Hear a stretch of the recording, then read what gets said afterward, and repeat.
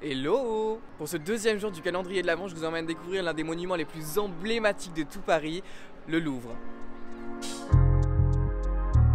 Il n'est pas seulement le plus grand musée du monde, c'est aussi un chef-d'œuvre d'architecture qui mêle classicisme et modernité.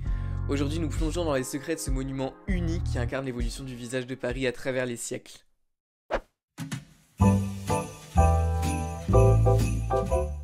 Le Louvre a une longue histoire, à ça oui, je te le dis.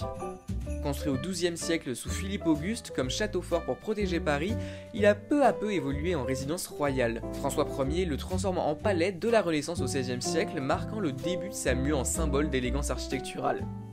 Au fil des siècles, des rois et empereurs comme Louis XIV et Napoléon apportent des modifications et des agrandissements. Chaque époque y a laissé son empreinte, transformant le Louvre en un lieu d'art, de pouvoir et de splendeur. Mais d'ailleurs, est-ce que vous saviez que Louis XIV, oui Louis XIV, était né ici au Louvre? Et d'ailleurs, quand il était tout enfant, les frondeurs parisiens sont entrés dans sa chambre par effraction, et c'est pour ça que toute sa vie, il a vraiment eu une très mauvaise image de Paris et des Parisiens. C'est en partie pour ça qu'il a déménagé à Versailles et qu'il a fait construire son château. Ce qui est sûr en tout cas, c'est qu'ici, le roi Soleil n'a pas apporté le soleil. Vous avez compris la blague? C'est en 1793, pendant la Révolution française, que le Louvre devient officiellement un musée public. L'architecture du Louvre est un modèle de style classique français avec ses colonnes élégantes, ses sculptures détaillées et ses toits en ardoise. Sa façade longue de près de 700 mètres est ornée de reliefs et de statues qui racontent l'histoire et les mythes qui ont marqué la France. C'est un peu un témoignage du passé et de l'histoire de la France et de Paris. Le palais du Louvre se distingue par l'harmonie de ses proportions et la richesse de ses détails. Chaque statue et chaque ornement racontent une partie de l'histoire française, ancrant le Louvre dans la tradition des palais royaux et des grandes constructions classiques. Mais en 1984, le Louvre connaît vraiment une transformation audacieuse avec l'ajout de la pyramide de verre qui a été créée par l'architecte américain d'origine chinoise Yao Ming-pei.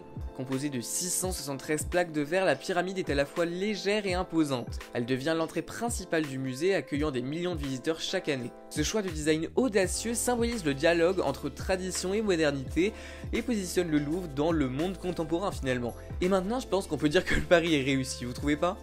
Avec sa forme inspirée de l'Égypte antique, elle est vraiment intrigante. La pyramide ajoute vraiment de la sophistication à l'ensemble. Et puis en fait c'est top parce que ça fait comme un lien entre le passé et le présent. Et franchement ça en jette, non ? Le Louvre n'est pas seulement un musée, c'est un symbole de la grandeur culturelle de Paris. Ses œuvres, comme la Joconde qu'on ne présente même plus, ou la Vénus de Milo, attirent chaque année des millions de visiteurs du monde entier, et son architecture fait partie intégrante de l'identité parisienne. Dans la culture populaire, le Louvre est aussi omniprésent, apparaissant dans de nombreux films, des œuvres d'art contemporaines ou même des chansons. Il représente à la fois l'ancien et le nouveau, rappelant que Paris est une ville où le passé et le présent se rencontrent et se réinventent constamment.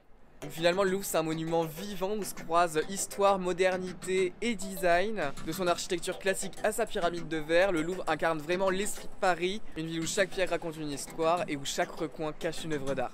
Et du coup, j'ai plus qu'à vous dire, évidemment, à demain!